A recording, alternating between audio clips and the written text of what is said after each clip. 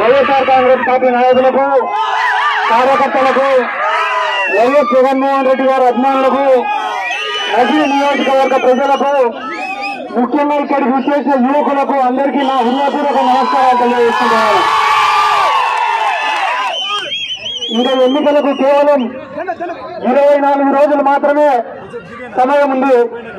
ఈ రోజు రాష్ట్రంలో ఏ సర్వే రిపోర్టు తీసుకున్నా, ఏ ఇంటెలిజెన్స్ రిపోర్టు తీసుకున్నా, ఏ 10 మందిని అడిగినా వచ్చేది ఎవరు అంటే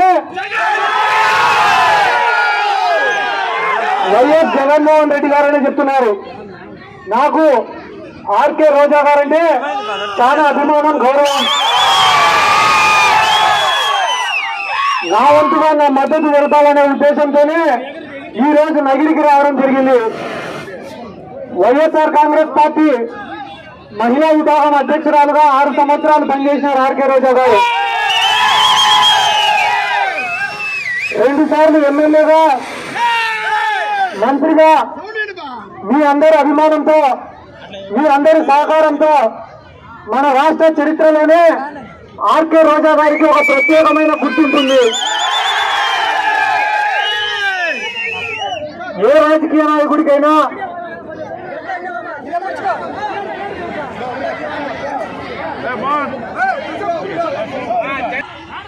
రాజకీయాల్లోకి వచ్చిన కొత్తలోనే ఎదురుదెబ్బ తగిలితే నిలదొక్కుకోవడం చాలా కష్టమైన పని. ఆర్కే రోజా గారు 2004లో, 2009లో ఓడిపోయినప్పుడు అందరూ కూడా ఆర్కే రోజా గారి కథ అయిపోయిందన్నట్టు మాట్లాడినారు. చాలా మంది అవమానపరిచినారు, చాలా ఇబ్బందులు పెట్టినారు. కానీ ఆత్మవిశ్వాసం కోల్పోకుండా కష్టపడినందుకు, నిరంతరం ప్రజల్లో ఉన్నందుకు, ప్రజల సమస్యలపైన పోరాడినందుకు, ట్రస్టులు ఏర్పాటు చేసినందుకు, పేదవాడి పెళ్లిళ్ళు చేసినందుకు, పేదవాడికి భోజనం పెట్టినందుకు, పేద విద్యార్థులను చదివించినందుకు 24 గంటలు 365 రోజులు కష్టపడినందుకు ఈ రోజు ఆర్కే రోజా గారు ఈ స్థాయిలో ఉన్నారు.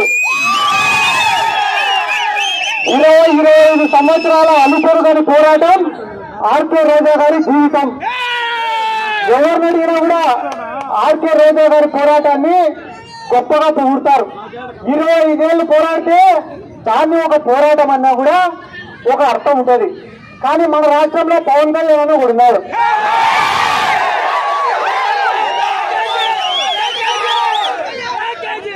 సంవత్సరంలో 1 నెల ఆంధ్రప్రదేశ్ లో ఉంటాడు, 11 నెలలు తెలంగాణలో ఉంటాడు.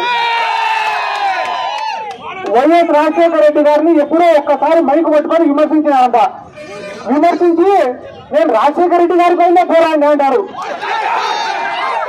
ఒక్కరోజు మైకు పట్టుకొని విమర్శిస్తేనే పోరాడినట్టయితే తెలంగాణ కోసం కేసీఆర్ చేసింది ఏమంటారు? స్వాతంత్రం కోసం మహాత్మా గాంధీ చేసింది అని ఏమంటారు? అన్నిటికంటే ఘోరమైన విషయం ఏమంటే ఆయన ఒకరోజు వరంగల్లో ప్రచారానికి పోయినారట. ప్రచారానికి పోతే పైన కరెంటు వైర్ నుండి షాక్ కొట్టి కింద పడిపోయినాడు. కింద పడిపోయినాక మొన్న మైకు పట్టుకొని ఏం మాట్లాడుతున్నాడు? కరెంటు వైర్లు కూడా నన్నేం చేయలేకపోయినాయంట. ఆడు ఏమన్నా చేస్తాయా చెయ్యా అని చెప్పి ఒకరోజు ప్లగ్ లో ఏలు పెట్టి స్విచ్ ఆన్ చేయి, నీకేమన్నా అయిందనుకో నువ్వు చేతగా అడిగాడు. నీకేం కాలేదనుకో నీ పోరాటంలో నీకేముందని. ఎందుకు మీకు అందరికీ నేను ఈ మాట చెప్తానా అంటే ఆర్కే రోజా లాంటి వాళ్ళ మనందరికీ అవసరం. ఎందుకంటే ఎటువంటి పైరవీలు చేయకుండా, ఎటువంటి లాబీయింగ్లు చేయకుండా స్వశక్తితో ఎదిగే వాళ్లకు శత్రువులు ఎక్కువ ఉంటారు, అవమానాలు ఎక్కువ ఉంటాయి, కష్టాలు ఎక్కువ ఉంటాయి. కానీ అక్క మీరు స్వశక్తితో పోరాడినందుకే రాష్ట్రం అంతా మీకు అభిమానులు కూడా ఎక్కువగా ఉన్నారు అక్క. ఎందుకంటే ఆర్కే రోజా గారు అంటే ఒక బ్రాండ్. నగిరి నియోజకవర్గం గురించి విశాఖపట్నం పోయి అడిగినా ఆర్కే రోజా గారు మీ ఎమ్మెల్యే అంటారు. కాబట్టి మీ నియోజకవర్గానికి ఒక గుర్తింపు తెచ్చిన ఆర్కే రోజా గారు కావాలన్నా, లేకుంటే కానీ సంవత్సరానికి ఒకసారి వచ్చే తెలుగుదేశం పార్టీ వాళ్ళు కావాలన్నా ఒకసారి ఆలోచన చేసుకోండి. నేను నిన్ననే వేరే వాళ్ళని అడిగినా తెలుగుదేశం పార్టీ వాళ్ళు ఎక్కడికి ప్రచారానికి పోయినా కూడా వంగి నడుస్తారు. మరి ఎందుకు వాళ్ళకి వంగి నడుస్తారంటే అన్న టీడీపీ కండువా, పైన జనసేన కండువా, ఆ పైన బీజేపీ కండువా. ఆ ముందు మొయ్యలేక వంగి నడుస్తారట. చంద్రబాబు నాయుడు అనేటువంటి సిగ్గు శరం మానం లజ్జ ఏమి కూడా లేవు.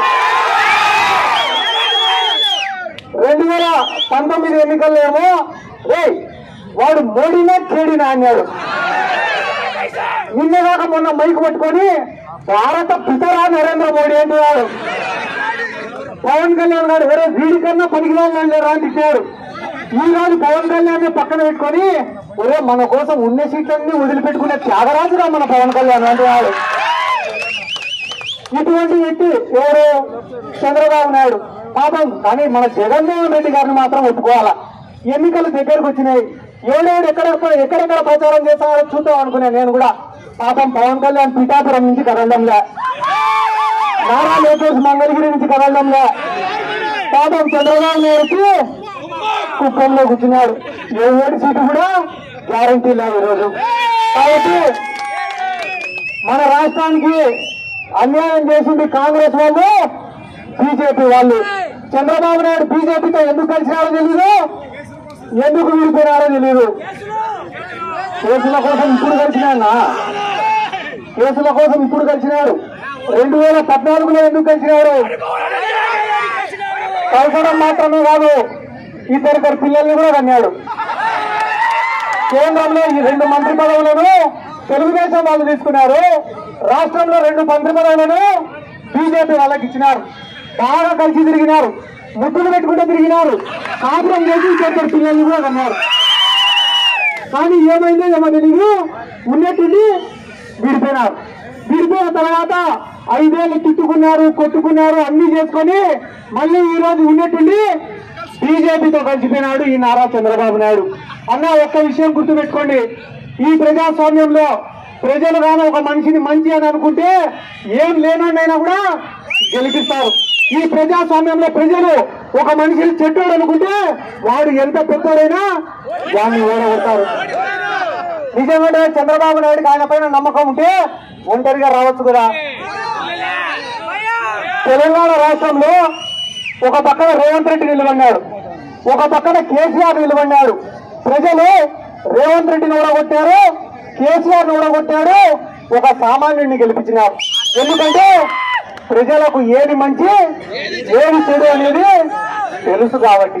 మన రాష్ట్రంలో కూడా చంద్రబాబు నాయుడుకు నిజంగానే నిజాయితీ ఉంటే ఒంటరిగా రావచ్చు కదా, రాడు.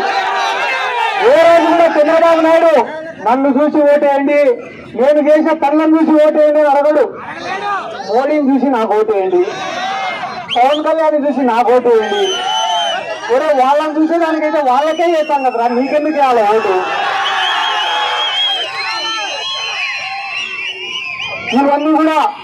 ఇవన్నీ కూడా మనం ఆలోచించుకోవాల్సినటువంటి అవసరం ఉంది. ఎందుకంటే ఎన్నికలు దగ్గరకు వచ్చే కొద్దీ జగన్మోహన్ రెడ్డి గారు ఏం ఆలోచిస్తున్నారు అంటే, మనం